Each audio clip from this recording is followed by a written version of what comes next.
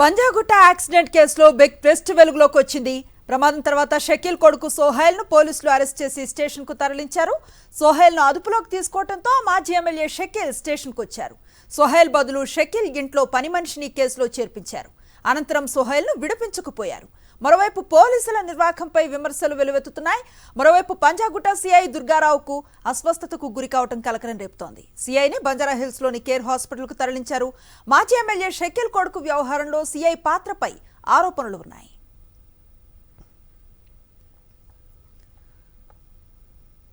ఇదే అంశానికి సంబంధించిన తాజా సమాచారం మా correspondent Sushmita Panjagutta police station నుంచి అందిస్తారు. సుష్మిత,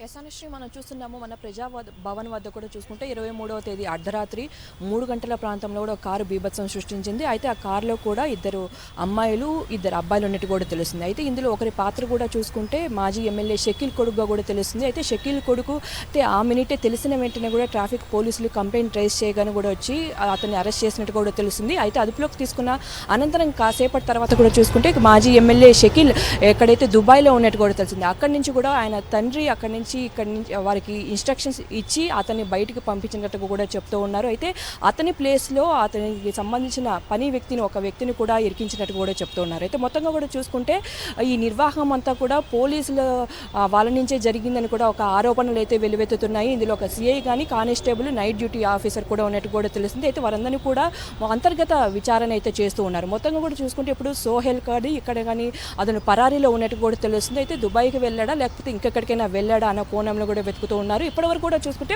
సోహెల్కి సంబంధించిన స్నేహితులు ఎవరైతే ఉన్నారో వారందరూ కూడా ఇప్పటికీ ఇక్కడ పోలీస్ స్టేషన్లో కనిపిస్తూ ఉన్నారు. మొత్తం 5 మందిని కూడా పిలిచారు. వారందరినీ కూడా విచారణ చేస్తున్నారు.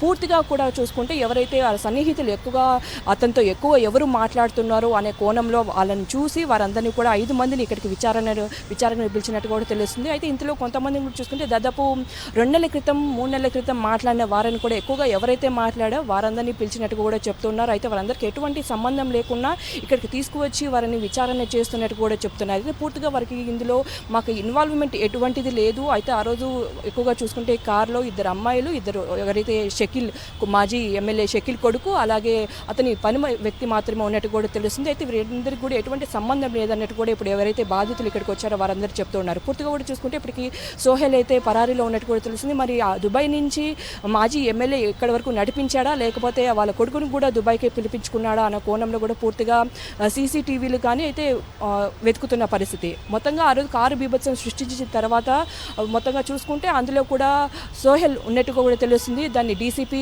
ఇప్పటికే దానిని చెప్పినట్టు పరిస్థితులు కనిపిస్తున్నాయి. అయితే సోహెల్ ఖచ్చితంగా ఉన్నాడు. దాన్ని ఖచ్చితంగా పోలీసులు దీన్ని డైవర్ట్ చేయడానికి చేస్తున్న పరిస్థితి అయితే కనిపిస్తుంది. మొత్తంగా ఒకవేళ సోహెల్ పట్టుబడితే ఒకవేళ పోలీసుని డైవర్ట్ చేసిన కేసులు అలాగే కారు బీభత్సం సృష్టించి ఎక్కడైతే ప్రజాభవన్ దగ్గర బారికేడ్ని బీభత్సం సృష్టించాడో వాటి అన్నిటిపైన కేసులు పెట్టే అవకాశాలు కనిపిస్తున్నాయి. Anushree, right, thank you Susmitha.